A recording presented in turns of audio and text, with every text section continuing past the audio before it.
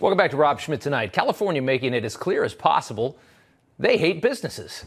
A new bill making its way through California's state assembly would create a mandatory 4-day work week for companies with more than 500 employees. That's right, with no decrease in pay.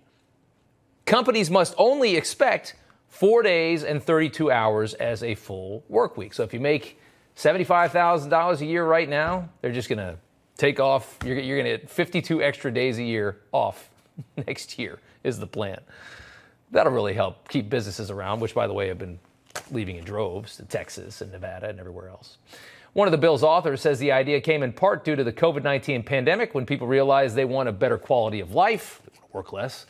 We've had a 5-day work week since the Industrial Revolution, but we've had a lot of progress in society. We've had a lot of advancements. I think the pandemic right now allows us the opportunity to rethink things or to reimagine things. The Chamber of Commerce calling it a job killer. Of course, who's going to run a business in that state at this point? Kevin Kiley is a Republican running for Congress in a state where there is no common sense. What do you think of this idea? I mean, obviously, everybody that works selfishly is going to be like, that sounds freaking awesome. I mean, who doesn't want a 3-day week every week? But at the end of the day, this is abysmal for the business climate. Well, I guess it's better than the 0-day work week that the government has been encouraging for the last couple years. But, Jimmy Kimmel took this up last night, and he pointed out that the author of the bill, what she's best known for is having a keg in her office. And so this is kind of where we are as a state in California, is our legislature has become a total laughingstock. But unfortunately, as you mentioned, it really isn't a laughing matter, because we are just absolutely killing our businesses. We are driving businesses out of this state. We are killing our economy. It is just one thing after another like this in California. And the truly alarming thing is it's not just California now. We're seeing that all of these failed radical policies that are ruining the greatest state in the country, in my biased opinion, are now starting to be taken up at the national level and threaten to ruin the greatest country in the world, which is one reason I'm running for Congress this year, because we need to stop that from happening. We do need to stop it. And I mean, the best thing you could be right now is a state with low taxes, cheaper expenses,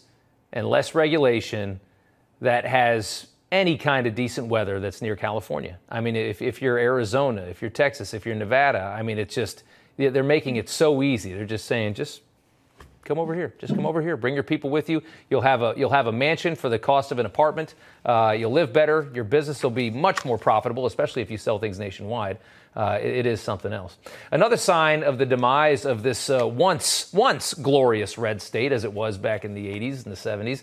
According to a recent report, California now leads the country in illiteracy. 23.1% of Californians over the age of 15 cannot read this sentence. Kevin, how is that possible? What is that? What does that mean? It's absolutely, it's absolutely the truth. Unfortunately, I actually used to teach high school in inner city Los Angeles. I taught 10th graders, and their average reading level was 5th grade.